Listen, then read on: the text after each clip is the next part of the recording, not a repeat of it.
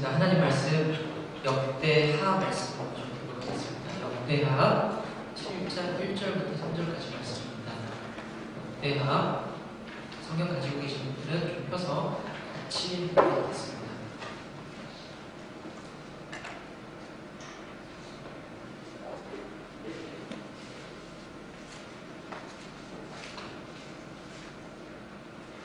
역대하 7장 1절부터 3절까지 말씀.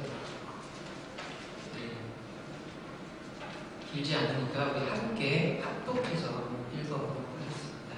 같이 읽습니다. 시작. 솔로몬이 기도를 마치되 우리 하늘에서부터 내려와서 그 번제물과 제물들을 사르고 여호와의 영광이 그 성전에 가득하니 여호와의 영광이 여호와의 전에 가득하므로 제사장들이 여호와의 전으로 능히 들어가지 못하고 이스라엘 모든 자손은 불이 내리는 것과 여호와의 영광이 성전 위에 있는 것을 보고 돌을 깐 땅에 엎드려 경배하며 여호와 앞에 감사하여 이르되 선하시도다 그의 인자하심이 영원하다 하니라. 한 곳 더 찾아서 읽도록 하겠습니다. 출애굽기 40장 말씀입니다. 40장 33절부터 35절까지 있습니다.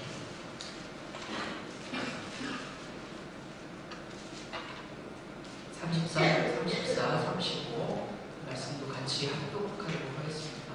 같이 했습니다. 시작. 그는 또 성막과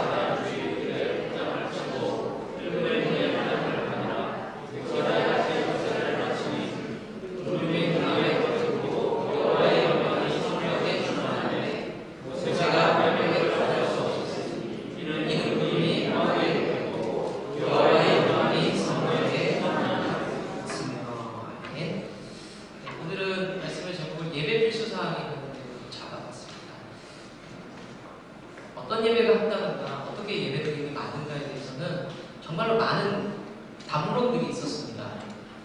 이것이 맞다 저것이 맞다 이게 성경적이다라는 얘기들이 너무 많죠.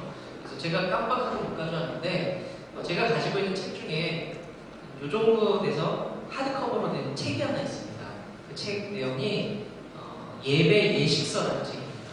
그러니까 예배에 대한 책이 아니고요. 예배 순서에 관한 책이 이만합니다. 장로교 출판사에서 만든 거. 이게 교단마다 그런 게 있어요. 순서는 이래야 되고 저래야 되고 우리 집사님도 어떠신지 모르겠지만 그분들에게는 공을 치느냐 안 치느냐가 굉장히 생명이 달린 문제 있거든요. 이제 저마다 순서가 그렇게 다 다릅니다. 우리에게 고민이죠. 사실 어떤 예배가 맞느냐, 어떻게 예배하는 게 옳으냐 그르냐의 문제에 대해서는 계속 고민이 많습니다. 그 많은 고민과 논쟁 속에서 정답이 있느냐? 죄송하지만 누구도 이것만이 맞다고 말할 수가 없어요. 지금 이것만이 맞다고 말할 수가 없습니다. 그렇지만 우리가 그리스도인이니까 성경의 사람이잖아요. 성경을 배워보면서 어떤 예배가 옳으냐 그르냐에 대해서 계속해서 고민하고 찾아볼 수 있겠죠. 찾아볼 수 있습니다. 그 중에서 오늘 예배 속에서 절대로 빠지면 안 되는 것 두 가지에 대해서 같이 나눠보는 시간 갖도록 하겠습니다. 오늘 우리가 읽었던 성경의 말씀 배경을 잠깐 보겠습니다. 출애굽기 40장의 말씀은 모세가 하나님이 읽어주신 대로 성막을 짓습니다. 그 앞전에 보면은 하나님이 이렇게 만들어라 저렇게 만들어라 구체적으로 말씀하셨고 그래서 그대로 다 짓고 성막 완공을 하는 거죠. 다 짓고 나서 쓰여진 기록이 오늘 출애굽기 40장의 말씀입니다. 그리고 역대하 7장의 말씀은 아까는 성막이었지만 이번에는 솔로몬의 성전입니다. 성전을 잘 짓고 나서 이어지는 이야기들을 쭉 기록하고 있는 것이 오늘 역대하 7장의 말씀입니다. 두 이야기에 나타나는 공통점이 있습니다. 그것은 이스라엘 사람들이 늘 하나님을 만나고 싶어 했거든요. 하나님을 어디서 만날 수 있을까 고민했고 그러다가 만든 것이 하나님 허락해 주셨지만 성막과 성전이었죠. 이 공통점은 뭐냐? 하나님을 만날 수 있는 거룩한 장소가 준비되었다는 겁니다. 성막과 성전. 자, 이제 그곳에서 하나님을 만나기 시작하고 여기서 예배하기 시작하죠. 우리는 오늘 이 성전과 성막을 짓고 나서 이후에 일어나는 일들을 통해서 통해서 이 예배에는 이것이 빠지면 안 되는구나 라고 두 가지를 짐작할 수 있습니다. 한번 볼까요? 첫 번째는요, 바로 하나님의 임재입니다. 우리가 예배 가운데 절대 빼놓을 수 없는 것은 하나님의 함께하신 임재입니다. 예배에 대해서 얘기할 때 우리가 간과하는 부분이 있는데 그게 뭐냐면 예배의 대상입니다. 우리가 누구에게 예배합니까? 하나님께 하고 우리 구주 예수 그리스도 앞에 하죠. 그러니까 너무 당연하다 보니까 가끔씩 간과할 때가 있습니다. 예배를 생각할 때 정말 놓치지 말아야 될 것. 출발점은 우리가 누구에게 예배하느냐, 누구에게 예배하느냐. 이게 분명해지지 않잖아요. 그러면 여기서 찬양하는 찬양팀들은 쇼를 하게 되는 거죠. 여기서 찬양하시는 우리 성도님들은 뭘 하는 걸까요? 예전에 저를 가르쳐 주셨던 전사님 이런 말씀하셨어요. 찬양할 때 손 들고 소리내서 찬양할 수 있다, 좋다. 그렇지만 우리가 가끔 생각해 봐야 합니다. 약 먹은 사람, 마약 먹은 사람과 예배하는 게 뭐가 다르니? 생각하면서 예배해야 됩니다. 그렇죠? 우리는 분명하게 손을 높이 들기도 하고 큰 소리를 지르기도 하지만 예배의 대상에 대해서 분명히 할 필요가 있습니다. 오늘 읽은 두 구절에서 말씀에서 공통적으로 나오는 게 있어요. 그게 뭐냐면 하나님의 영광이라는 겁니다. 성전을 짓고 나니까, 성막을 짓고 나니까 그것은 뭐가 임했다? 하나님의 영광이 임했다라고 기록이 되어 있습니다. 하나님의 영광이 얼마나 충만하게 임했는지 제사장들이 자기의 일을 감당하지 못할 정도로, 몸을 들지 못할 정도로 하나님의 영광이 가득했다라고 기록이 되어 있습니다. 자, 출애굽기 방금 읽었던 4장 33절의 말씀에는요, 성막이라고 기록되어 있습니다. 성막. 근데 44절에 넘어가면요, 34절을 넘어가면은 성막을 다르게, 이제 그 뒤로 넘어가면은 다르게 표현합니다. 회막이라고 표현해요. 회막. 성경에서 앞뒤가 분명히 연결되는데 다르게 표현할 때는 뭔가 이유가 있습니다. 왜 앞에는 성막이라고 그러고 뒤에는 회막이라고 했을까요? 회막에 포인트를 주자는 거죠. 회막은 텐트입니다. 장막이죠. 근데 그냥 장막이 아니라 영어로 이렇게 써 있더라고요. congregation, 만남. congregation 맞나요? 만남이에요, 만남. 그냥 텐트가 아니라 하나님과 만남이 있는 텐트가 바로 회막이라는 거죠.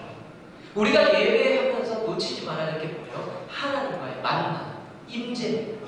그분이 여기 계셔야 된다는 것이죠. 그분이 함께 하셔야 예배가 예배다울 수 있습니다. 여러분 믿으십니까? 네. 우리가 주일날에, 수요일에, 금요일에 예배 전에 모이죠. 10분 전에 모이고 30분 전에 모여서 기도합니다. 무슨 기도하십니까? 놓치지 말아야 될 기도가 이겁니다. 하나님, 이곳에 임재하여 주십시오. 하나님, 내 안에 계셔야 합니다. 이 기도를 먼저 드리시길 바랍니다. 하나님의 임재가 있는, 그리고 그 임재를 경험하는 여러분들 되시길 축복합니다. 네. 예배 가운데 잊지 말아야 될 것 두 번째 볼게요. 두 번째는 반응입니다. 리액션, 반응입니다. 오늘 읽었던 역대하 7장의 말씀을 가만히 보시면 하나님의 영광이 충만하게 막 임하기 시작합니다. 근데 사람들의 반응이 나오는데 뭐라고 나오느냐? 사람들이 예배드리러 모였던 회중들이 갑자기 엎드렸다라고 나옵니다. 엎드렸다. 이 부분을 그냥 우리 표현대로 하면 엎드렸다고, 그냥 이렇게. 근데 원어의 의미로 좀 풀어보면 굉장히 구체적으로 나와요. 이렇게 긴 말을 줄여서 엎드렸다는 되어 있거든요. 원어의 의미로 풀어보면 구체적으로 이렇게 표현하고 있습니다. 무릎을 꿇어서 코가 땅에 닿을 만큼 엎드렸다. 굉장히 구체적이죠. 어떤 분들은 이런 말씀들을 보면서 상징이 아니겠습니까? 우리의 심령이 하나님 앞에 엎드린 거겠죠? 아니에요. 구약시대의 제사는, 예배는 굉장히 실제적이고 진짜 그렇게 했다는 겁니다. 상징이 아니에요. 우리의 마음만 엎드리면 되겠죠? 그런 게 아니라 그들은 직접 예배했고 뛰었고 소리 질렀고 엎드리고 하나님이 침묵시킬 때는 내가 떠들고 싶어도 떠들지 않고 침묵했다는 겁니다. 우리도 똑같습니다. 하나님의 임재가 우리 가운데 임할 때 어떻게 하셔야 된다고요? 반응하셔야 돼요. 하나님 오시든지 말든지, 하나님 내게 감동 주든지 말든지, 하나님 나는 점잖은 사람이라 안 돼요. 그렇지 않다는 거죠. 하나님 내가, 죄송합니다, 저는 나이가 좀 있어가지고요, 하나님 몇 살인지 모르겠어요. 그분 앞에서 나이를 얘기할 수 없다는 거죠. 그렇죠? 그분 앞에서 우리가 반응하고 주님이 그렇게 높고 위대하신 분이라면 우리가 그분 앞에서 교활일 수 있는 것, 그것이 성경에서 말하는 예배라고. 그것은 유독 우리 찬양팀이 했던 것처럼 막 뛰는 예배만을 포함하는 건 아닙니다. 때로는 성경에서는 잠잠하기를 명령하고 있고요. 때로는 손을 들라고 하고요. 때로는 무릎을 꿇라고 하고요. 다양한 모습으로 예배를 명령하고 있습니다. 그런데 우리가 이런 반응이 예배 가운데 없다면 저는 이렇게 생각했습니다. 내가 만약에 예배 가운데 반응하지 않는다면 난 뭘까? 반응하지 않는다. 저는 그렇게 생각했어요. 반응하지 않는 건 죽은 거다. 지나가다가요, 벌레 같은 게 누워있어서 저는 어렸을 때 가끔 이렇게 툭툭 쳐봤거든요. 어릴 때 이게 잔인하죠? 이렇게 쉬고 있는 벌레를 툭툭 칩니다. 그럼 그 벌레가 꿈틀하면 뭐예요? 얘 살아있는 겁니다. 근데 움직이지 않으면요, 얘 죽은 거예요. 우리 교회 예배가 날마다 주님의 영광이 충만하고 임재가 충만할 때 반응하면 좋겠습니다. 살아있다는 거죠. 우리가 살아있다는 거죠. 만약에 우리 반응하지 않는다면 죽었거나, 두 번째, 무시하는 거예요.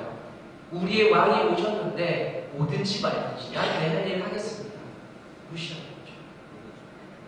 사랑하는 우리 성도님들, 하나님을 존귀히 여기고 하나님을 반응할 수 있는 여러분 되시길 축복합니다. 끝났습니다. 두 개 나눠 끝났습니다. 첫째는 우리 예배 가운데 세상교회 모든 예배 가운데 하나님의 임재가 있기를 축복합니다. 두 번째, 세상교회 모든 예배 가운데서 어떤 식으로든 하나님 앞에 반응이 있기를 축복합니다. 예배에 대한 수많은 논쟁이 있다고 말씀드렸죠. 이게 옳다 저게 옳다. 하지만 단언하건대 제가 이 두 가지 말씀드린 거에 대해서 어떤 신학자도 반론을 제기하지는 않아요. 그렇지, 예배는 하나님의 임재가 있어야 되고 그에 따른 반응이 있어야 돼. 그게 예배라는 겁니다. 이견이 없어요. 우리가 좀 이제 우리에게 주어진 숙제가 있습니다. 하나님의 역할은 임재예요. 하나님이 하셔야 될 거예요. 우리의 역할은 아니에요. 우리의 역할은 내 역할은 하나님을 반응하는 거예요. 이따가 기도하겠지만 찬양팀 좀 같이 준비하고 같이 기도할게요. 우리 순서대로 좀 기도하는 시간을 갖도록 하겠습니다. 찬양팀 그냥 좀 나와주세요. 같이 좀 기도할게요. 첫 번째 좀 이렇게 기도하면 좋겠습니다. 우리 하나님의 임재를 먼저 구하는 시간 갖도록 하겠습니다.